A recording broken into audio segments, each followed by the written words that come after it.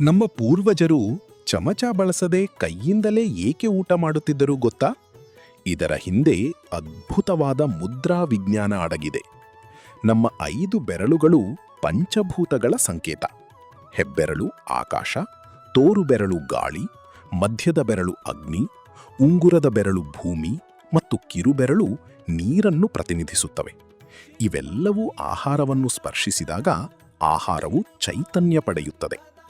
ಕೈಯಿಂದ ತಿನ್ನುವಾಗ ನಮ್ಮ ಬೆರಳುಗಳ ತುದಿಯಲ್ಲಿರುವ ನರಗಳು ಮೆದುಳಿಗೆ ಆಹಾರದ ಬಿಸಿ ಮತ್ತು ವಿನ್ಯಾಸದ ಬಗ್ಗೆ ಸಂಕೇತ ಕಳುಹಿಸುತ್ತವೆ. ಇದರಿಂದ ಮೆದುಳು ಜೀರ್ಣಕ್ರಿಯೆಗೆ ಬೇಕಾದ ಆಮ್ಲಗಳನ್ನು ಅಥವಾ ಡೈಜೆಸ್ಟಿವ್ ಆಸಿಡ್ಸ್ ಅನ್ನು ಸರಿಯಾಗಿ ಸ್ರವಿಸಲು ಆರಂಭಿಸುತ್ತದೆ. ಅಂದರೆ ಊಟ ಬಾಯಿಗೆ ಹೋಗುವ ಮೊದಲೇ ಜೀರ್ಣಕ್ರಿಯೆ ಶುರುವಾಗಿರುತ್ತೆ. ನಮ್ಮ ಕೈಗಳೇ ನಮಗೆ ಮೊದಲ ವೈದ್ಯರು. ಇಂಥ ಅಮೂಲ್ಯ ವೈದಿಕ ವಿಚಾರಗಳಿಗಾಗಿ ವೇದಿಕ್ ಬೆಳಕು ಚಾನಲ್ ಅನ್ನು ಈಗಲೇ ಸಬ್ಸ್ಕ್ರೈಬ್ ಮಾಡಿ.